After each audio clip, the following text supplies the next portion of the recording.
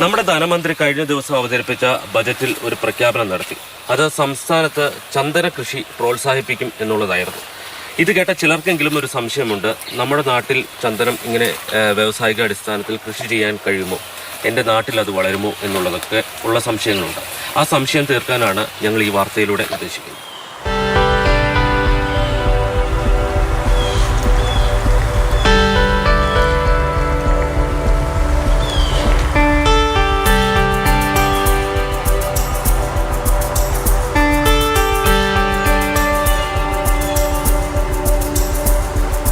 ഇത് 3 വർഷം പ്രായമുള്ള ഒരു ചന്ദനമരമാണ്.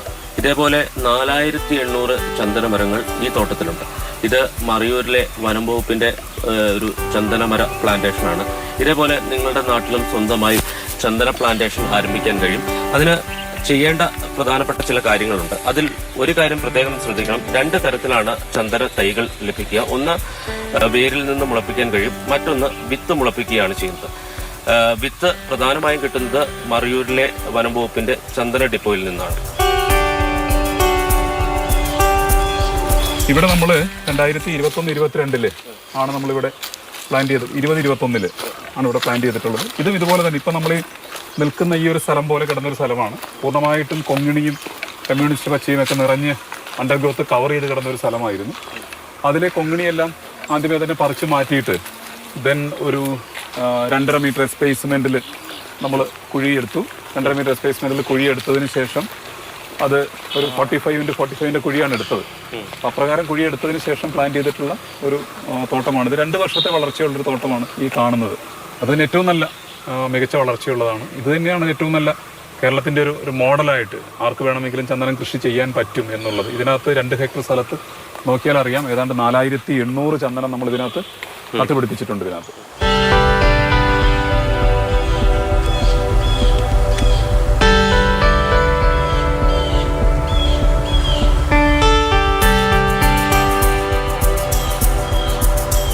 ചന്ദനം നടുന്നതിന് മുമ്പ് നിങ്ങൾ മനസ്സിലാക്കേണ്ട ഒരു പ്രധാനപ്പെട്ട കാര്യമുണ്ട്. അതിലൊന്ന്, ചന്ദനം എന്ന് പറയുന്നത് ഒരു അർദ്ധപരാത വൃക്ഷമാണ്. അതായത് സ്വന്തമായി ഭൂമിയിൽ നിന്ന്, മണ്ണിൽ നിന്ന് വളവും വെള്ളവും ആഗിരണം ചെയ്ത് ഉപയോഗിക്കാൻ കഴിയാത്ത ഒരു വൃക്ഷമാണ്. അതുകൊണ്ട് തന്നെ ഇതിൻ്റെ കൂടെ നടുമ്പോൾ മറ്റ് ചില സസ്യങ്ങൾ, ഇതിന് വളം ലഭ്യമാകുന്ന മറ്റ് സസ്യങ്ങൾ കൂടി നടണം.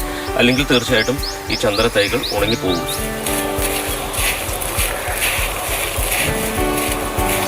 ഇതേപോലെ വലുതായി കഴിഞ്ഞാൽ ചന്ദനമരം വെട്ടി വിൽക്കാൻ കഴിയുമോ എന്ന സംശയം നിങ്ങൾക്കുണ്ടാവും. തീർച്ചയായിട്ടും വെട്ടി വിൽക്കാം, പക്ഷെ അതിന് ചില നടപടിക്രമങ്ങൾ ഉണ്ട് എന്ന് മാത്രം.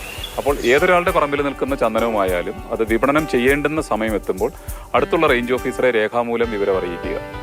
രേഖാമൂലം വിവരം അറിയിച്ചു കഴിയുമ്പോൾ റേഞ്ച് ഓഫീസർ അതിനുള്ള നടപടികൾ സ്വീകരിക്കുകയും അതിനുള്ള കമ്മിറ്റി പരിശോധിച്ചിട്ട് ആ ചന്ദനം പറിച്ചെടുത്ത് മറയൂർ ഡിപ്പോയിൽ എത്തിക്കുകയും ചെയ്യും. എത്തിച്ചതിന് ശേഷം അതിൻ്റെ ക്ലീനിങ് നടത്തി ക്ലാസിഫിക്കേഷൻ നടത്തിയതിനു ശേഷം 50% തുക മുൻകൂറായി കൃഷിക്കാരന് നൽകും. അതിനുശേഷം ചന്ദനത്തിന്റെ വിൽപ്പന നടത്തി വിറ്റ് കിട്ടുന്ന തുകയിൽ നിന്നും വർക്കിംഗ് കോസ്റ്റ് കഴിഞ്ഞിട്ട് ഏതാണ്ട് 90% തുകയ്ക്ക് മേലെ കർഷകന് ലഭിക്കുമെന്നുള്ള ഒരു ഗ്യാരണ്ടി ഇപ്പോഴത്തെ കണ്ടീഷൻ അനുസരിച്ചിട്ടുണ്ട്.